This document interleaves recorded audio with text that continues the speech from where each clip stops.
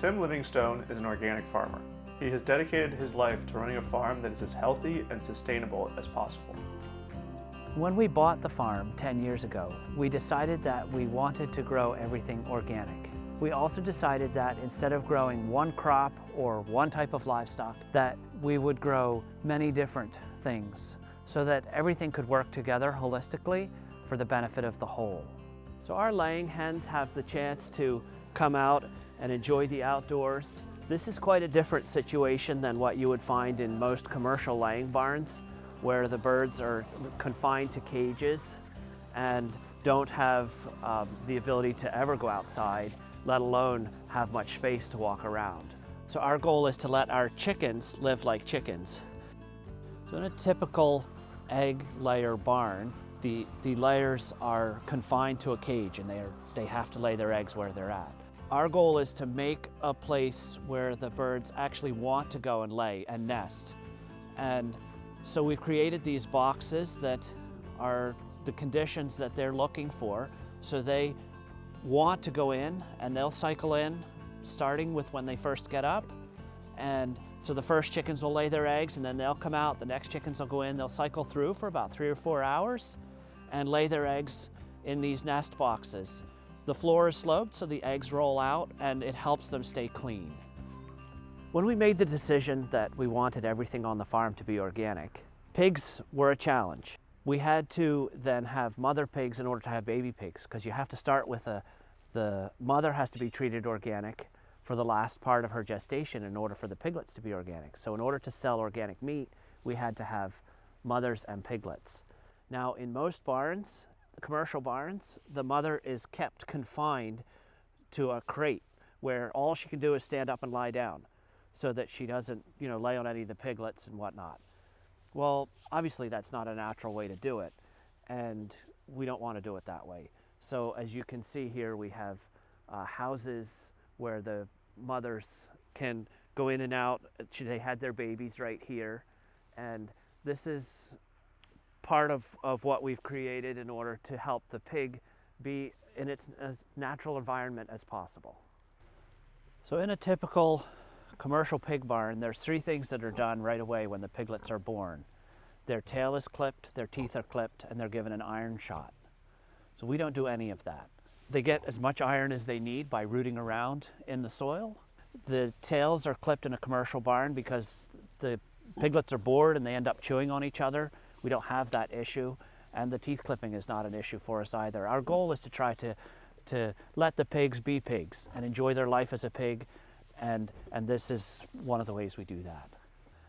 In the commercial hog barns and poultry barns, it's typical for them to feed low-level antibiotics to help protect the animals, because they're in such close quarters. The ability to spread disease is so much easier in those conditions that they feed these antibiotics to protect the animals as well as to help them grow faster.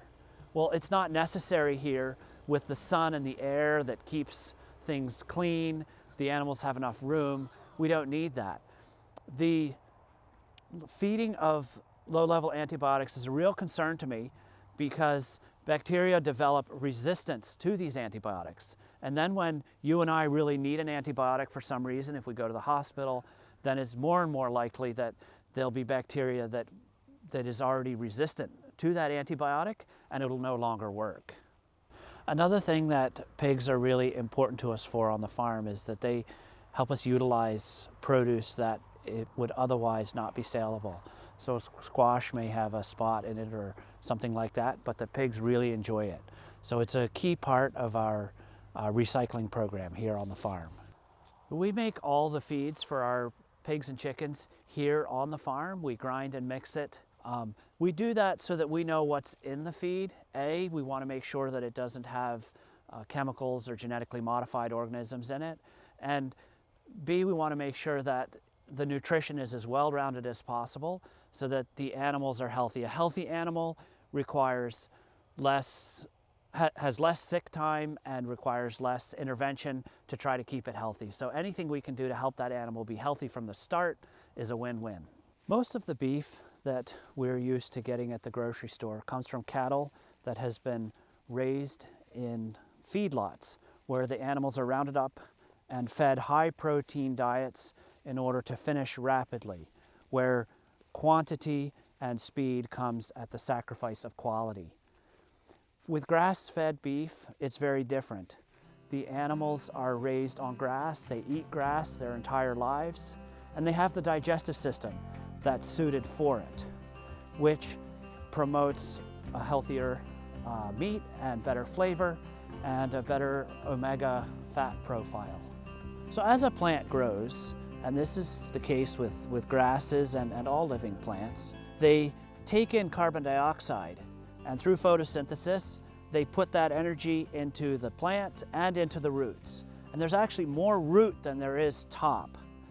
So a healthy, vigorous growing plant actually pulls carbon dioxide out of the air and puts it into the soil where it belongs. As the herd of cattle moves across the land, their hooves break up the clumps of grass and the soil in a way that standard mowing equipment can't do. And that action helps the plants to build more root growth, pull more carbon out of the air, and build soil organic matter. I'm concerned when I hear people talk about methane released from cow farts and how that's harmful for the environment, that they're not looking at the bigger picture. Cattle raised in a farm like this, where they're eating their native diet, are gonna fart less, as compared to cows that are raised in confinement and fed high protein feeds.